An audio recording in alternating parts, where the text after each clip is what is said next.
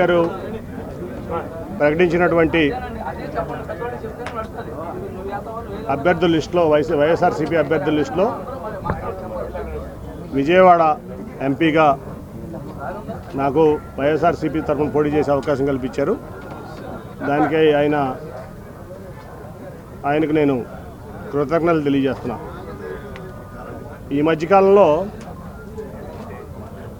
నన్ను మెడబెట్టుకుని అవమానకర రీతిలో అవమానిస్తూ తెలుగుదేశం పార్టీ బయటికి గెంటేసింది. అటువంటి పరిస్థితుల్లో నన్ను ఆత్మీయంగా ఆలింగనం చేసుకుని ఆయన హక్కును చేర్చుకున్నారు. దానికి జీవితాంతం నేను ఆయనకు రుణపడి ఉంటాను. ఎందుకంటే చాలా అవమానకర రీతిలో నన్ను గెంటేశారు. నేను అటువంటిది ఆయన హక్కును చేర్చుకుని నాకు టికెట్ ఏమంటే నాకు ఆయన బెదవాడి నుంచి మీరే పోటీ చేయాలని చెప్పి ఆయనకి ప్రకటించడం నిజంగా ఇది. ఇప్పుడు మనం చూసాం చంద్రబాబు నాయుడు గారి ఎజెండా ఏంటంటే సింగిల్ పాయింట్ ఎజెండా. ఆయన కుమారుడు లోకేష్ గారిని ముఖ్యమంత్రి చేసుకోవడం తప్ప ఆయనకి వేరే ఏం ఎజెండా లేదు. నేను మొన్న కూడా చెప్పా, 2014 నుంచి 2019 వరకు నేను ఇక్కడ విజయవాడ ఎంపీని. ఒక 100 కోట్లు మీరు విజయవాడకి ఇచ్చారా అని నేను అడిగాను. 100 కోట్లు సెంట్రల్ గవర్నమెంట్ ఫండ్స్, నేను తెచ్చిన ఫండ్స్ తప్ప ఒక 100 కోట్లు విజయవాడకి ఇచ్చారని నేను చంద్రబాబు నాయుడు గారిని పబ్లిక్గా ప్రశ్నించాను. అంటే చాలామంది ఇక్కడ అమరావతి కడుతున్నారు, క్యాపిటల్ కడుతున్నారు, అసలు ఈ ప్రాంతాన్ని బ్రహ్మాండంగా అభివృద్ధి చేస్తారు చంద్రబాబు నాయుడు గారిని చాలా అపోహలు ఆరోధించి కూడా ఉన్నారు. కానీ ఆయన అమరావతిని ఎట్లా డెవలప్ చేస్తారో నాకు తెలియదు. కానీ విజయవాడని మటుకు ఒక శ్మశానం లాగా తయారు చేయడానికి ఆయన కంకణం కట్టినారు. ఆయన ఒక ఓల్డ్ సిటీ చార్మినార్ లాగా విజయవాడని తయారు చేయాలనేది ఆయన యొక్క లక్ష్యం. ఎందుకో కానీ నాకు తెలియదు, విజయవాడ అంటే ఆయనకి చాలా చిన్నచూపు. మొదటి నుంచి కూడా ఇక్కడ ప్రజలన్నా విజయవాడ అన్నా ఆయన చాలా చిన్నచూపు. ఎప్పుడో ఆయన రైల్వే స్టేషన్లో ఎవరో ట్యాక్సీ డ్రైవర్లో ఎవరో అవమానపరిచారంట. ఆయన కెరీర్ రాజకీయ జీవితంలో కొత్తగా అదే చెప్తాడు మాకు ఎప్పుడు చెప్పిన ఆయన. ఈ విజయవాడ అంటే ఆయన చాలా చిన్న చూపు. అందుకనే అన్ని రకాలుగా ఆయన చేయకపోయినా ఏదో నాకున్నటువంటి దీంట్లో ఈ ప్రాంతాన్ని చూపుతో నేను తెచ్చుకున్నాను. ఆ రోజున ఎయిర్పోర్ట్ కూడా వద్దనుకున్నాడు ఆయన. ఇక్కడ 5,000 ఎకరాల్లో అమరావతిలో ఎయిర్పోర్ట్ పెడదాం, ఈ ఎయిర్పోర్ట్ వద్దనుకుంటే ఆ రోజు వెంకయ్యనాయుడు గారు నేను చాలా అడ్డం తిరిగే దాని మీద. ఈ ఎయిర్పోర్ట్ ముందు పూర్తి చేయండి, తర్వాత 5,000 ఎకరాలు పూర్తి చేద్దామంటే వెంకయ్యనాయుడు గారు, సుజనా చౌదరి గారు మరి నేను పట్టుబడితే ఆ రోజున ఆ ఎయిర్పోర్ట్ అయినా ఈ రకంగా 1,000 కోట్లు సెంట్రల్ గవర్నమెంట్ ఫండ్ వచ్చింది, రూపాయి స్టేట్ గవర్నమెంట్ ఇచ్చింది లేదు.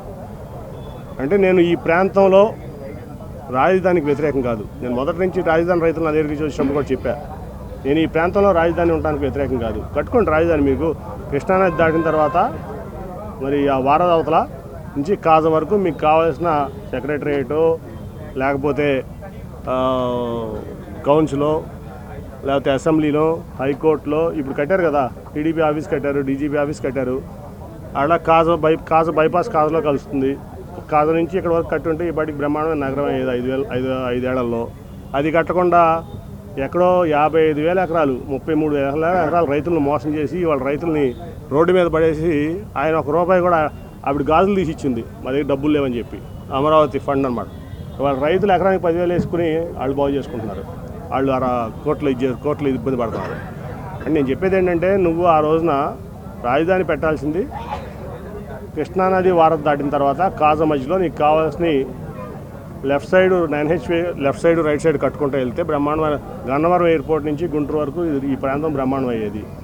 నువ్వు నీ అనవసరమైన ల్యాండ్ మాఫియాకి వెళ్లకుండా, ల్యాండ్ దీనికి వెళ్లకుండా నువ్వు పాత అమరావతి నుంచి తెనాలి వరకు మాస్టర్ ప్లానింగ్ ఇచ్చుకుంటే ఇవాళ బ్రహ్మాండంగా ఈ నగరం ఈ ప్రాంతం డెవలప్ అయ్యేది. కావాలని చెప్పి ఎక్కడో తీసుకెళ్ళి అమరావతిలో 33,000 ఎకరాల రైతులు మోసం చేసి, నేను మొదటి రోజు చెప్తున్నా, వాళ్ళు చెప్పడం కాదు. నేను ఫస్ట్ రోజున మా ఎంపీ కొనకళ్ళ నారాయణ గారు, నేను ఇంకెవరో 2 ఎమ్మెల్యేలు కూడా ఉన్నారు మాతో పాటు కారులో వెళ్తుంటే మోడీ గారు వచ్చిండ్రు, శంకుస్థాపనకు ఆ రోజు చెప్పా, ఈ ప్రాజెక్టు 30 ఏళ్ళున్నా పూర్తి అవ్వదు, ఎట్టి పరిస్థితులు అవ్వదు, ఇది అయ్యే ప్రాజెక్ట్ కాదు. ఎందుకంటే ఈ ప్రపంచంలో ఏ రాజైనా కోట కట్టాడు కానీ నగరాన్ని నిర్మించిన రాజు లేడు వాడు వరకు.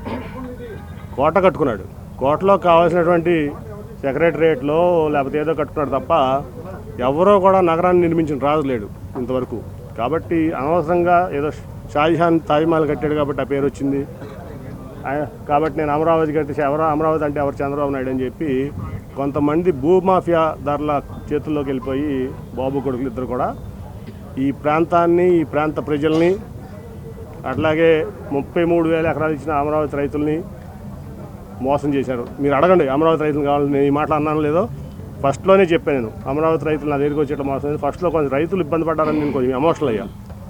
ఒక నెల రోజుల తర్వాత ఆలోచించిన తర్వాత నేను చెప్పాను వాళ్ళకి, రైతులు నా దగ్గరికి వస్తే ఢిల్లీ వచ్చినా ఇదంతా చెప్పా, మిమ్మల్ని మోసం చేశారు చంద్రబాబు నాయుడు గారు, అసలు ఇక్కడ రాజధాని తప్పు అని ఆ రోజు నుంచి చెప్తున్నా. రాజధాని ఈ ప్రాంతంలో రావడానికి వ్యతిరేకం కాదు, మీడియాకి చెప్తున్నా, కరెక్ట్గా రిపోర్ట్ చేయండి మీరు చెప్పేది కూడా. లేకపోతే ఆ 5 ఏళ్లలో బ్రహ్మాండంగా ఈ ప్రాంతం ఇక్కడ బ్రహ్మాండం అయ్యేది, అంతా కూడా చక్కగా ఉండేది. నువ్వు 33,000 ఎకరాలు ఇచ్చిన రైతుల్ని మోసం చేసావు, నీ స్వార్థం కోసం ఈ ప్రాంతాన్ని మోసం చేసావు, విజయవాడని పాత నగరంగా చేయాలని చూసావు, ఒక 100 కోట్లు కూడా ఇవ్వలేదు, నీకు చిత్తశుద్ధి లేదు. ఈ ప్రాంతం ఇవాళ చెప్తున్నా నేను, జగన్మోహన్ రెడ్డి గారు మొన్న మాకు హామీ ఇచ్చారు, మాకు అవినాష్కి మేమందరం వెళ్తే హామీ ఇచ్చారు, విజయవాడ అభివృద్ధి నాది గ్యారంటీ, దాంట్లో మీరు ఎటువంటి ఇది అవ్వద్దు. మేము చెప్పాం మాకేం వద్దు సార్ మీ దగ్గర నుంచి విజయవాడ డెవలప్మెంట్ తప్ప ఏమవుద్దంటే, మీకేం కావాలో చెప్పండి నేను విజయవాడ డెవలప్మెంట్ కదా ఇస్తానని ముఖ్యమంత్రి గారు చెప్పారు మాకు. కాబట్టి చంద్రబాబు నాయుడు ఈ విజయవాడకి చేసిన ద్రోహం అటువంటిది కాదు. విజయవాడకే కాదు, ఈ విజయవాడ పార్లమెంట్లో 100 కోట్ల రూపాయలు చంద్రబాబు నాయుడు ఎక్సెప్ట్ పుష్కరాలు అప్పుడు తప్ప 100 కోట్లు కూడా ఇవ్వలేదు. ఈ ప్రాంత ద్రోహి చంద్రబాబు నాయుడు, ఎస్పెషలీ విజయవాడకి. ఎందుకంటే నేను విజయవాడ ఎంపీ కాబట్టి విజయవాడ మీద స్ట్రెస్ చేస్తున్నాను. ఒక 100 కోట్లు కూడా 5 ఏళ్ళు ఇవ్వాల. ఏంటి ఈయన ముఖ్యమంత్రి అయితే అమరావతి ఏం చేస్తాడు? రేపైనా సరే ఇప్పుడు పొరపాటున గెలవడు, గెలిస్తే పొరపాటు అంటే అమరావతి అంటాడు. విజయవాడ ఏమవ్వాలి? మిగతా ప్రాంతాలు ఈ రాష్ట్రంలో ఇప్పుడు క్యాపిటల్గా సెక్రటరియట్ కట్టాడు ఆయన. ఎన్నిసార్లు వెళ్ళాను నేను సెక్రటరియట్? ఎంపీ అని మీటింగ్ పిలిస్తే 1-2 సార్లు వెళ్ళాను. నాకేం పని ఉంటుంది సెక్రటరియట్లో? రోజు కామన్ మ్యాన్కి ఏం పని ఉంటుంది? నీకెందుకు అంతంత పెద్ద ఇది మాన్యుమెంట్స్? కాబట్టి ఆయన ఈ ప్రాంతానికి ద్రోహి, ఖచ్చితంగా ద్రోహి. ఆయన ఎజెండా ఏం లేదు, ఖచ్చితంగా లొకేషన్ ముఖ్యమంత్రి చేయడం ఆయన ఎజెండా. దానికోసం పవన్ కళ్యాణ్ గారినైనా రేపు మోసం చేస్తారు, దాంట్లో ఎటువంటి డౌట్ లేదు.